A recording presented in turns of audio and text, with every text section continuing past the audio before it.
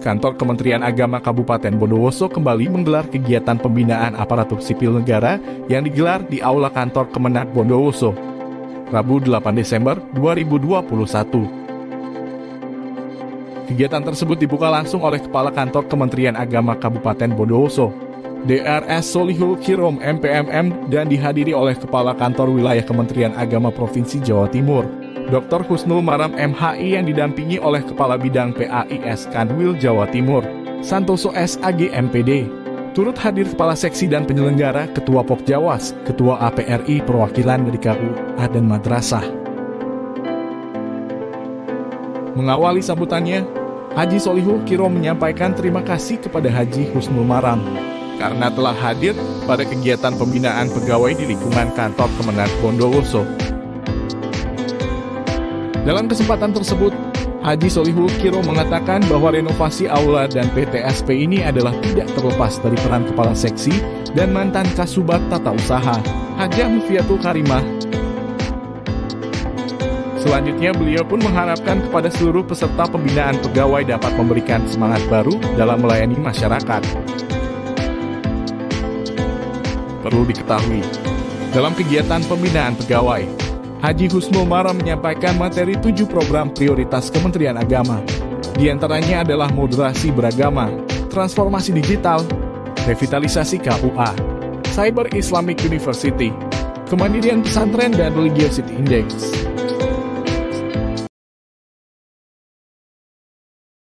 Waltakum minkum ummatun yad'una ilal khairi wa ya'muruna bil ma'ruf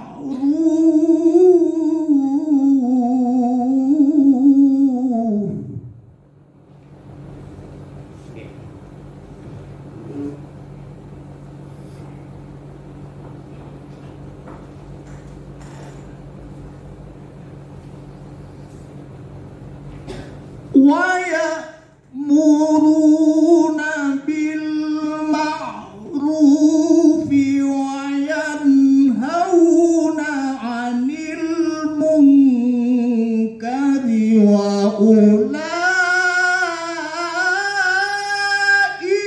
humul muflihun.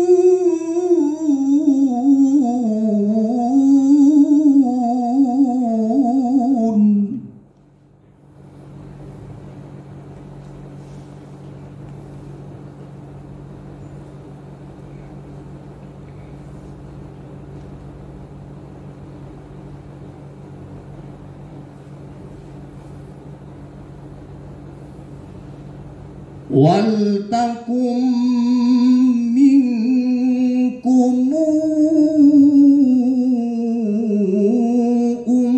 ummatun yad'una ilal khairi wa ya'muruna bil ma'ruf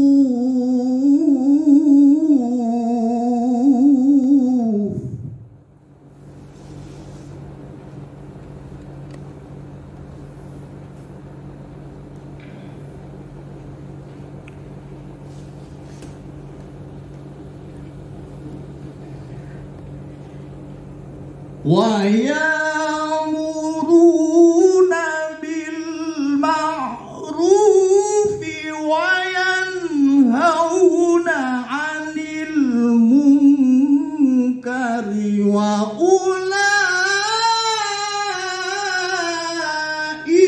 humul muflihun.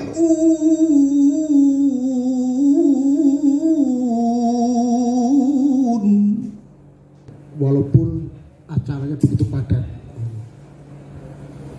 sebenarnya ini di Tuban, di Surabaya, di Jember itu ada acara, tapi ini alhamdulillah dari tadi pagi kita ditakdirkan bisa di jam-jam pertama, mulai jam setengah 7, setengah 8 ini. Terima kasih Yai. Para ustadz-ustadzah sekalian yang saya banggakan, kita kumpul di aula ini. Kebetulan ini hasil daripada inovasi para teman-teman ASN yang ada di kantor Kementerian Agama Kabupaten Bondowoso yang kemarin tanggal 1 Desember nih diresmikan. Masih grace. Begitu juga walaupun PTSP sudah ada, tapi rupanya kurang cantik, kurang ganteng. Biar sesuai dengan seragam-seragam yang jenengan semuanya dipakai, akhirnya direhab lagi. Itu semuanya karena para ASN semua yang punya inovasi yang dikomandani oleh para kasih penyelenggara dan mantan Kasubag PU serta berencana. Karena Kasubagnya belum ada. Dulu Kasubagnya sudah pensiun. Kemudian juga perlu saya sampaikan bahwa kantor urusan agama di Kabupaten Bondowoso yang semuanya ada 23 kecamatan, 23 kantor urusan agama itu sudah ter-PTSP-kan.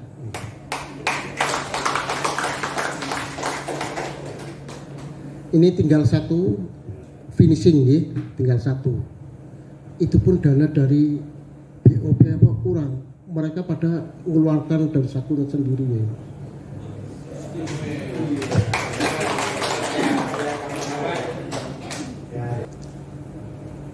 Harapannya dengan pembinaan ini nanti ke depan ASN yang ada di Kementerian Agama Kabupaten Bondowoso menjadi lebih baik dalam bekerja serta melaksanakan tugasnya serta kewajibannya.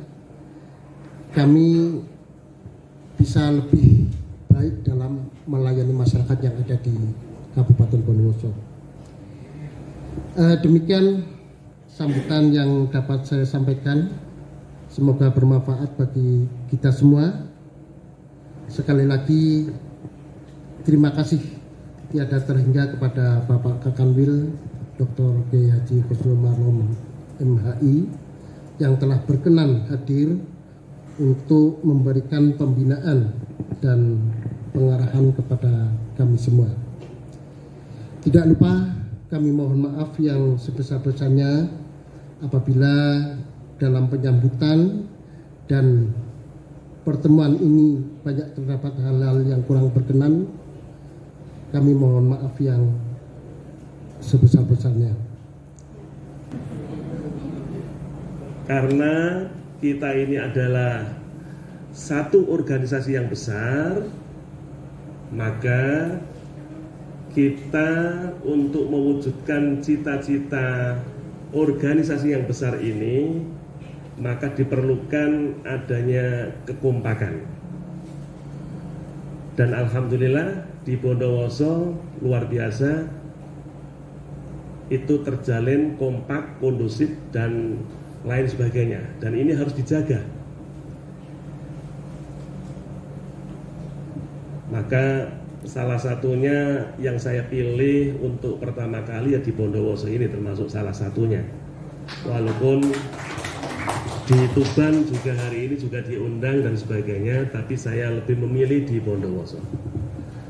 Bapak-bapak dan ibu-ibu yang saya hormati, untuk mewujudkan itu semuanya yang sudah kita sering membaca di dalam literasi apapun, ada 7 program kegiatan unggulan atau prioritas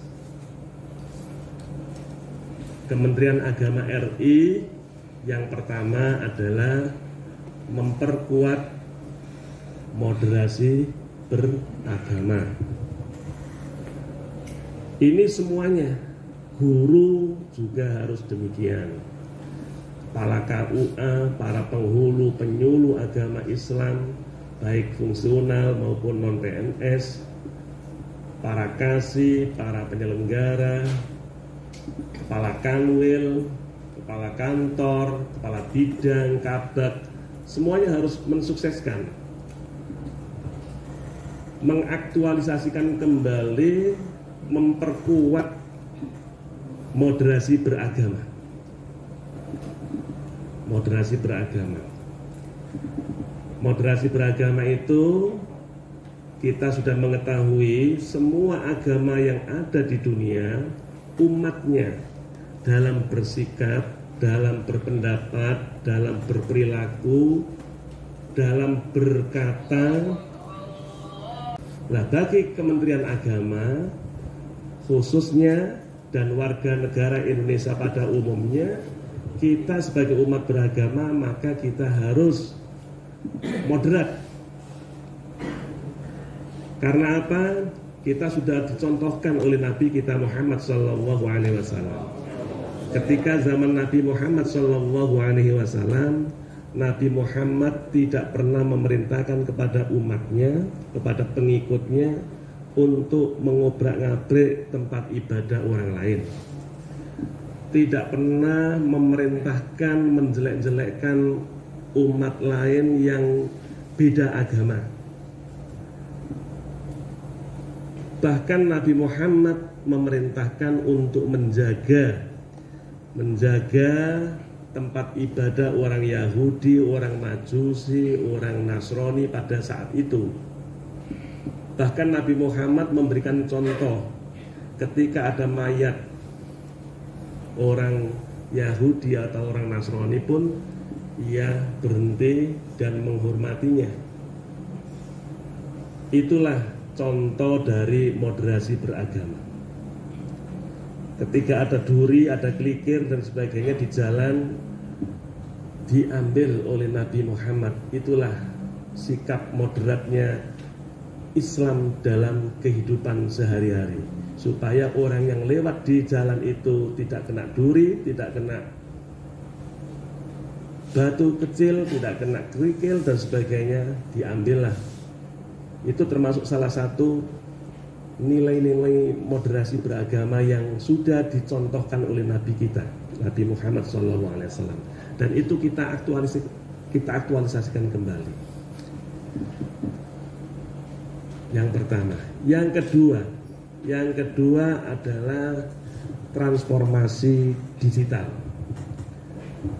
Transformasi digital itu kepala KUA, para pengawas dan lain sebagainya, semuanya kita harus melek pada dunia digital.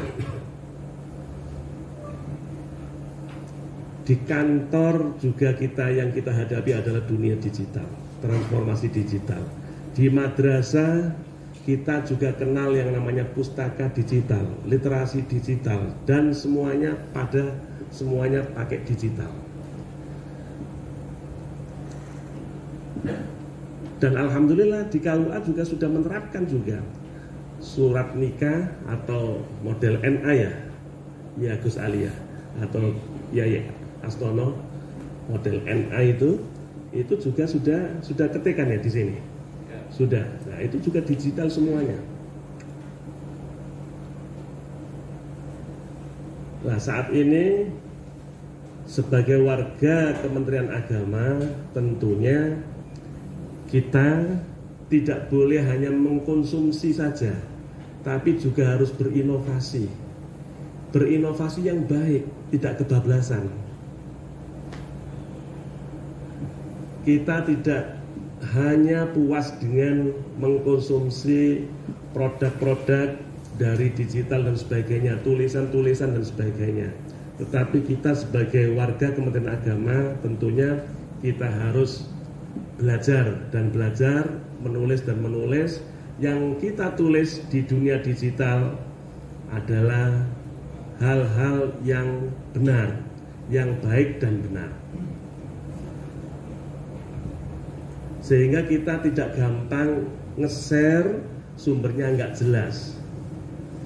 Kalau nge-share sumbernya nggak jelas, berbahaya bagi kita sebagai ASN, Karena ASN itu terikat 24 jam, harus disiplin, harus taat pada regulasi yang ada di negeri tercinta ini.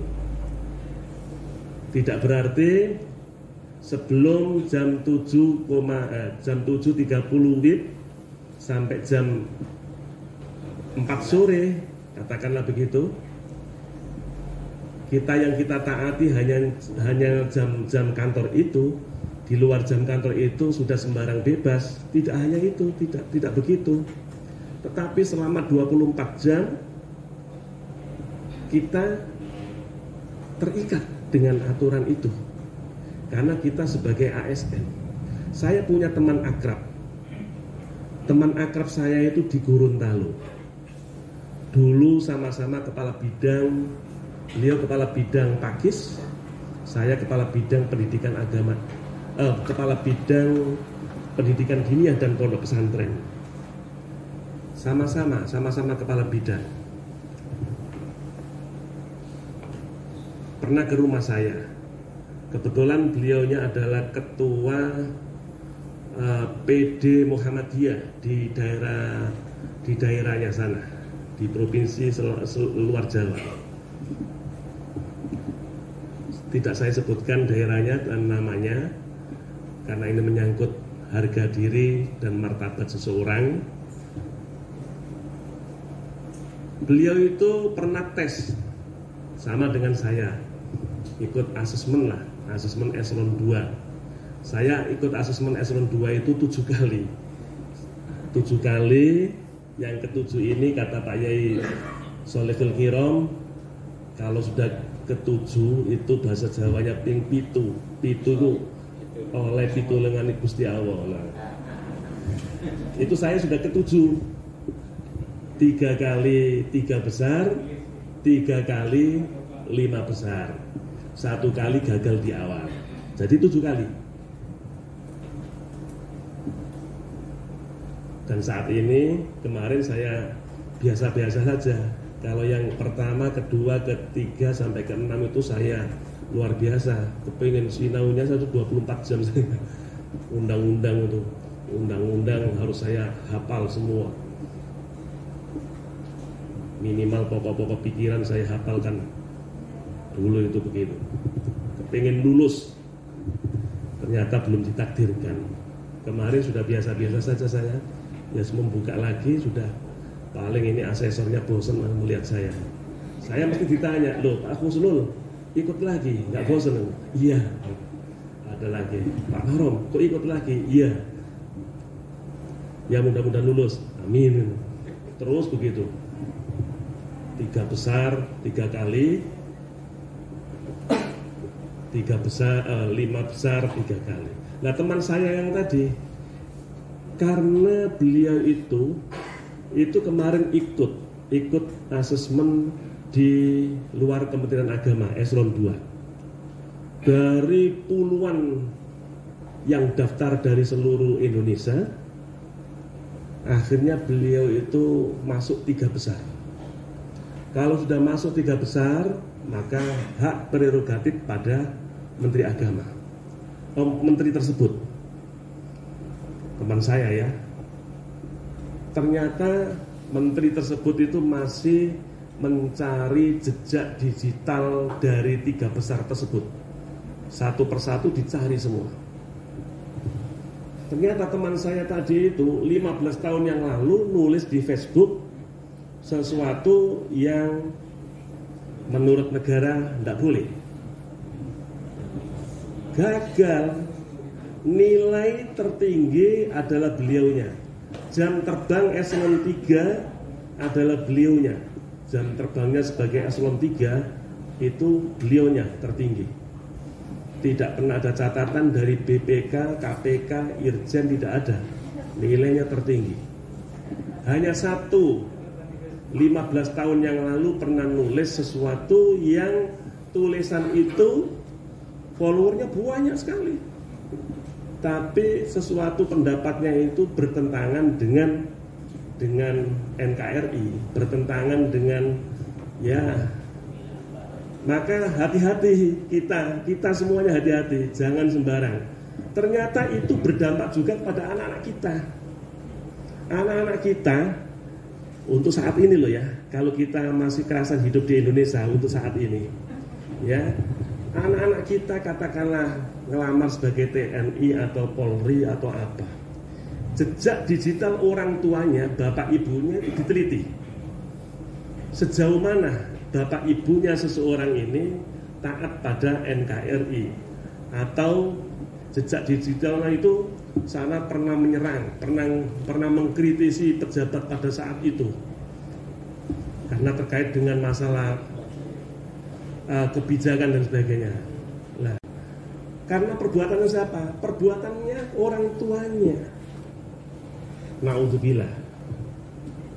Nah, oleh karena itu kita sekarang ini dengan transformasi digital kita harus lebih hati-hati. Nge-share saja kena. Nge-share yang panjenengan share itu adalah pendapat yang salah atau hoax ya. Itu kita masuk kena pasal turut serta menyebarkan berita bohong.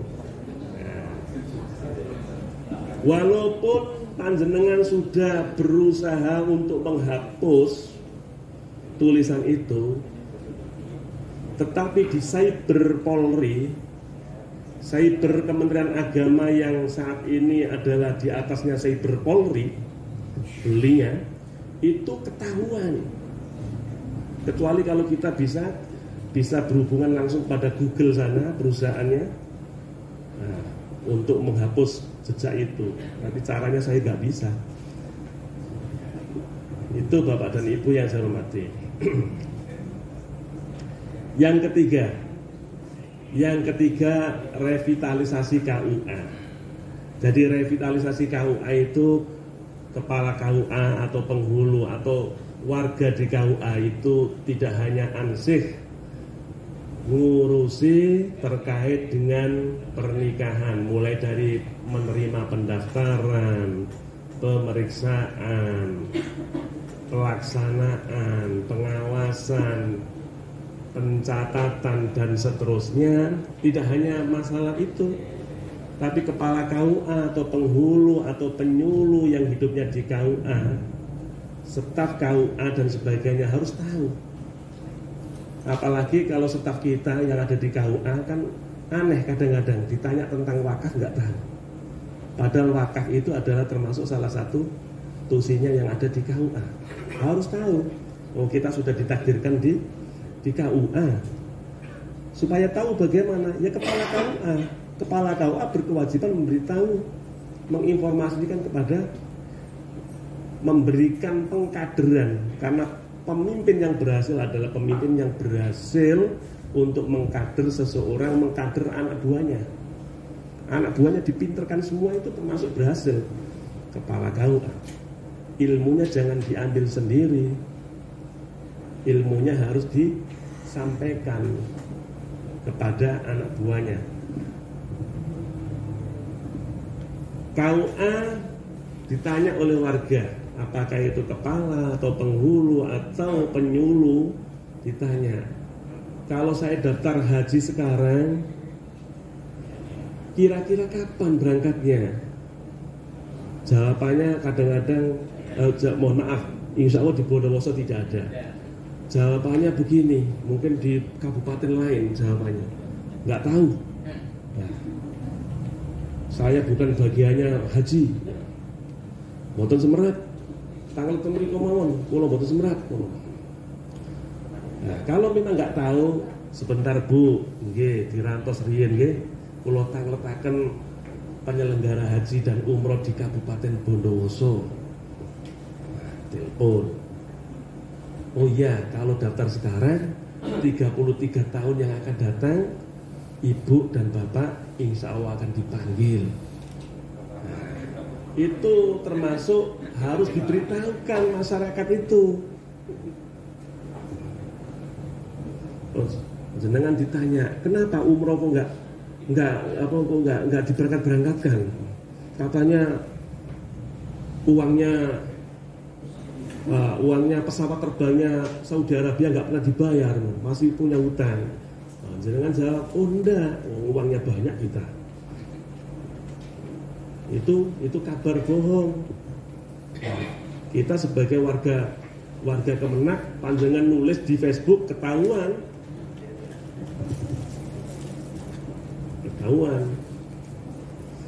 Ya, alhamdulillah misi Menteri Agama berhasil dan semestinya 1 Desember kemarin sudah diberangkatkan dan ini saat ini sedang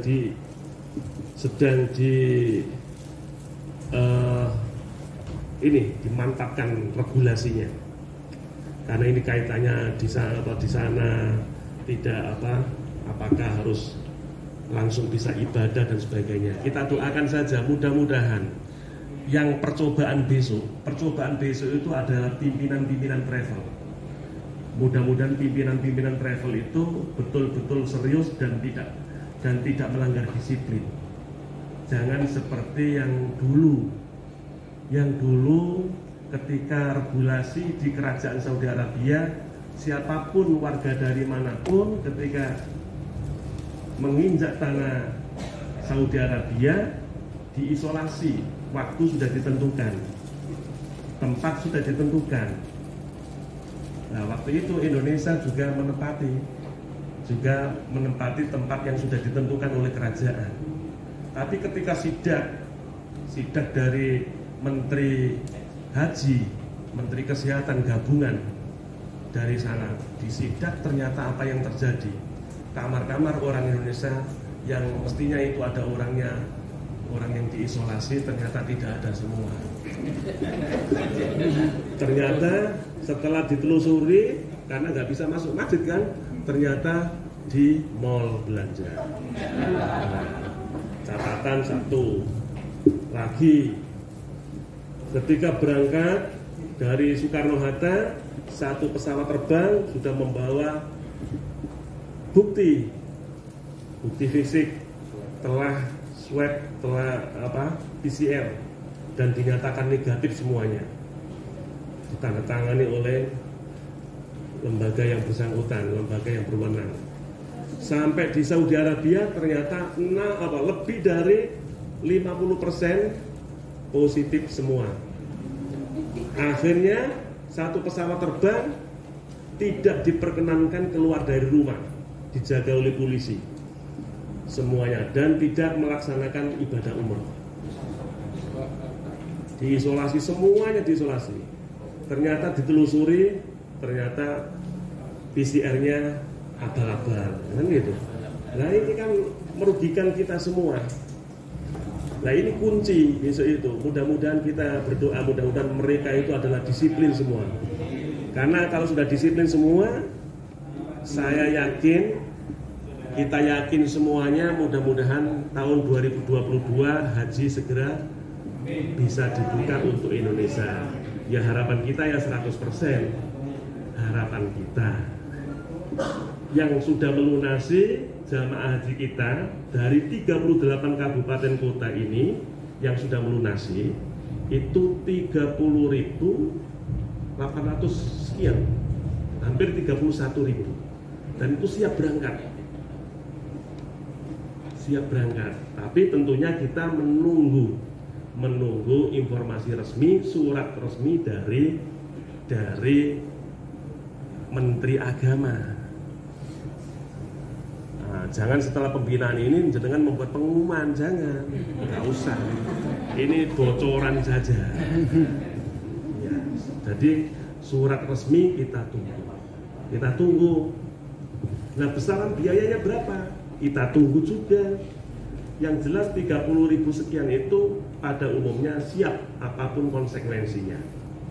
Dan haji di masa COVID ini kemungkinan besar regulasinya juga sudah berbeda dengan regulasi yang ketika saat normal.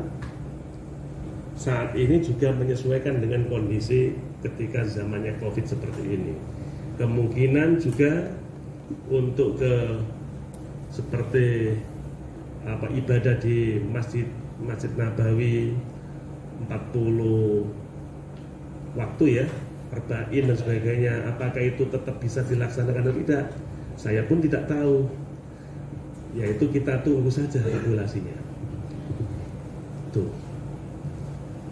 Dan menurut Pak Dirjen kemarin, Pak Direktur ya, menurut Pak Direktur kemungkinan, Pak Dirjen juga mengatakan kemungkinan nanti ke depan itu kalau situasi kondisi seperti begini, mungkin tahun-tahun yang akan datang, itu bisa memilih nanti masyarakat pakai pesawat terbang atau pakai kapal pesiar. Jadi kalau pakai kapal pesiar, hanya 40 hari sampai 41 hari. Yang membuat lama itu karena lalu lintas pesawat terbang. Nanti kalau memang betul di sana sudah diperluas, dan kalau kita diperbolehkan pakai kapal pesiar, kemungkinan yang 33 tahun itu bisa cepat. Dan di sana tidak berlama-lama. Itu termasuk salah satu solusi yang saat ini didiskusikan. Ya, kita mengikuti sajalah. Kita mengikuti. Apapun yang akan diputuskan oleh pemerintah, berarti itu adalah yang terbaik bagi bangsa Indonesia. Bapak dan Ibu yang saya hormati, yang keempat adalah kemandirian pondok pesantren. Nah, kemandirian pondok pesantren ini, Bapak dan Ibu yang saya hormati, pemerintah telah berterima kasih, negara berterima kasih kepada pesantren. Buktinya dengan adanya undang-undang pesantren, adanya Hari Santri Nasional, adanya dana abadi untuk pesantren, sehingga Pak Jokowi saat ini menitipkan program dan kegiatannya di semua kementerian dan lembaga dan di BUMN yang berhubungan dengan pondok pesantren, untuk mensupport pondok pesantren itu bisa mandiri. Di Pertamina ada program dan kegiatan yang berkaitan dengan pondok pesantren. Makanya tidak heran semua menteri yang ada di kabinet saat ini itu kerap sekali berkunjung ke pondok-pondok pesantren dari Sabang sampai Merauke, karena di situ ada anggaran untuk penguatan, untuk memberikan support pondok pesantren itu betul-betul bisa mandiri. Ya, ini bentuk terima kasih negara kepada pondok pesantren. Karena sebelum adanya negara Indonesia itu, pesantren itu sudah ada. Sebelum kita dijajah oleh para penjajah, pesantren itu sudah ada. Nah, kemandirian pondok pesantren ini kita harus lebih hati-hati. Jangan mudah kita memberikan rekomendasi apapun kepada pondok pesantren yang akan menerima bantuan dari lembaga, kementerian, ataupun dari lembaga ataupun dari kementerian, ataupun dari perusahaan-perusahaan. Tapi juga begitu, jangan mempersulit.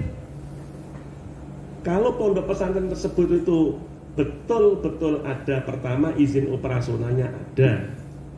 Setelah diteliti oleh penyuluh agama Islam kita yang ada di kecamatan, diperkuat oleh Pak Kepala KUA, bahwasanya pondok pesantren itu betul ada, kiainya juga ada, santrinya juga ada, yang menetap itu lebih dari 15 orang, karena minimal 15 orang. Ngaji kitab kuningnya juga ada, dirosa Islamiyah juga ada, butaannya juga ada, kamar-kamarnya ada lengkap semuanya. Karena minimal yang namanya rukun dari pondok pesantren itu minimal itu ada 5.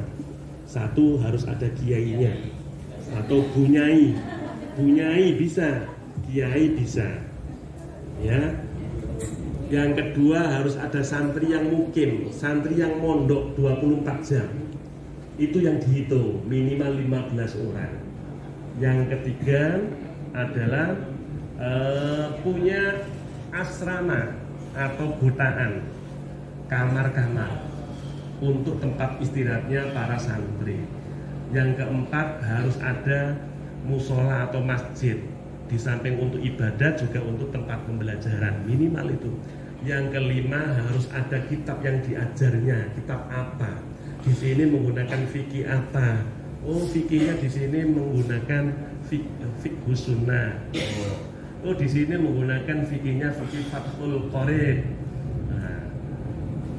Al-Qur'annya dan lain sebagainya. Ya, itu minimal 5 itu. Nah, kalau sudah memenuhi syarat semuanya, nyata-nyata betul-betul ada, kita tidak boleh mempersulit itu. Kalau kita mempersulit, kena pelanggaran disiplin PNS. Kita melayani publik nggak bener, mempersulit, nggak zamannya lagi sekarang. Ada jargon-jargon kalau bisa dipersulit, kenapa dipermudah? Jangan, bukan zamannya lagi sekarang itu. Saya sampaikan kepada Kepala Kantor Kementerian Agama Kabupaten Kota se-Jawa Timur, kepada Kepala Bidang, kepada Kabag PU, kepada siapapun juga saya sampaikan. Saya dititipi oleh Gus Menteri Agama, Pak Marom, kamu saya lantik sebagai Kepala Kanwil, tidak ada transaksi apapun sebelum menjadi Kepala Kanwil maupun setelah menjabat sebagai Kanwil, setelah dilantik. Tidak ada transaksi apapun. Gusmen sudah dengan tegas, siapapun orangnya yang berani menyogok Gusmen dan sebagainya pasti tidak akan dilantik. Itu lah, kita kewajiban karena diperintah oleh beliaunya untuk menjadi Kepala Kantor Kementerian Agama Kabupaten Kota se-Jawa Timur, menjadi Kepala Subbat TU, menjadi Kasih, menjadi penyelenggara, menjadi Kepala KUA, menjadi Kepala Madrasah Negeri, menjadi apapun di Kementerian Agama, khususnya se-Jawa Timur, tidak ada transaksi apapun dalam bentuk apapun kepada siapapun juga, sebelum dilantik maupun sesudah dilantik, tidak ada transaksi apapun. Kalau ternyata terjadi begitu, maka risiko ditanggung sendiri,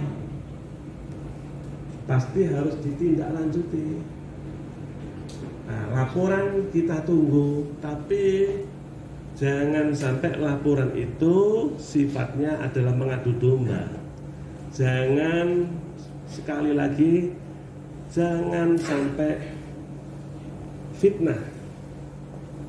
Kalau panjenengan hanya cerita dari orang dan orang tidak ada buktinya, ya jangan diceritakan kepada publik. Itu bisa jadi fitnah. Tapi laporkan saja kepada kami. Kalau memang jenengan mengetahui, gampang cara mengetahuinya. Tanya kepada istrinya orang-orang yang baru dilantik. Gampang. Kira-kira habis berapa? Ngaku. Wah, sekian. Berarti ada transaksi ini. Diberikan kepada siapa? Nah. Tuh. Jadi kita tekadkan bersama begitu. Termasuk menjadi petugas haji. Menjadi petugas haji tidak ada transaksi apapun. Kalau saya ditakdirkan oleh Allah SWT sebagai Kepala Kanwil dan itu ada dilewati musim-musim haji, kita tegaskan menjadi petugas haji baik non-kloter maupun petugas kloter tidak ada transaksi apapun. Kalau memang betul ada, kita tegaskan, kita tegakkan regulasi itu. Kenapa kok demikian? Supaya kita itu melayani publik itu betul-betul sesuai dengan apa yang diharapkan oleh masyarakat. Dan orang-orang itu yang berprestasi di kantornya itu dia tambah semangat karena punya harapan. Kalau sudah dengan tradisi-tradisinya nggak benar, ada pegawai yang prestasi, kualifikasi pendidikannya sudah memenuhi syarat, sudah ikut asesmen, sudah golongannya juga sudah memenuhi syarat, semuanya sudah memenuhi syarat dan ia punya prestasi, tapi selalu kandas kalah dengan yang lain. Akhirnya mereka itu begini, waduh saya nggak punya uang ya nggak bisa. Nah, kita hilangkan hal-hal yang semacam begitu. Tidak hanya punya data di desa A, orang ini namanya ini pengikutnya ini tidak cukup dengan adanya data, tetapi harus ada respon dari kita,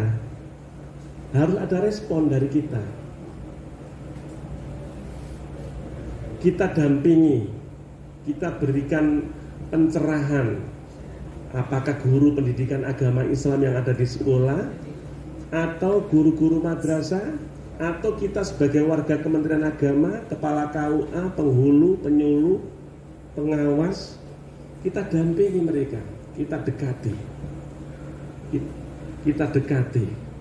dari hati ke hati, kita akhirnya mereka bisa taubat dan sebagainya. Itu adalah termasuk respon. Sama dengan kita sebagai seorang guru di madrasah. Kita sebagai seorang guru madrasah ibtidaiyah negeri atau madrasah ibtidaiyah swasta. Anak ini ketika kelas 1 sampai kelas 4 itu ceria. Dengan teman-temannya juga ceria, tidak pernah murung. Tapi kenapa ketika naik kelas 5 dan kelas 6 sekarang ini, anak ini sering menyendiri. Kok sering menyendiri? Kenapa? Kita tidak cukup punya data anak tersebut, tapi kita juga harus ada respon, kita harus ada pendampingan, solusi untuk anak-anak kita yang ada di MI tadi itu. Oh ternyata anak-anak ini orang tuanya baru saja meninggal dunia dua-duanya. Ya kita tidak cukup ada keterangan data, tapi kita harus ada respon, kita dampingi, kita berikan kasih sayang kepada anak tersebut dan lain sebagainya. Nah itulah yang namanya indeks religiosity, dan itu harus dilaporkan dan formnya sudah diberikan oleh kepala masing, diisi, dilaporkan kepada, dan itu akan terbaca. Oh ini kepala KUA ini sering merespon di wilayahnya. Oh ini macam-macam. Jadi permasalahannya juga macam-macam. Masalah pernikahan macam-macam lagi. Dan yang ketujuh adalah adalah tahun toleransi. Tahun 2022 insya Allah nanti kita tetapkan sebagai tahun toleransi. Kata Pak Jokowi, kata Gus Yakub, demikian. Bapak dan Ibu yang saya hormati, organisasi yang besar seperti begini, maka tentunya kita harus mengambil sebuah filosofi yang namanya filosofi baris berbaris.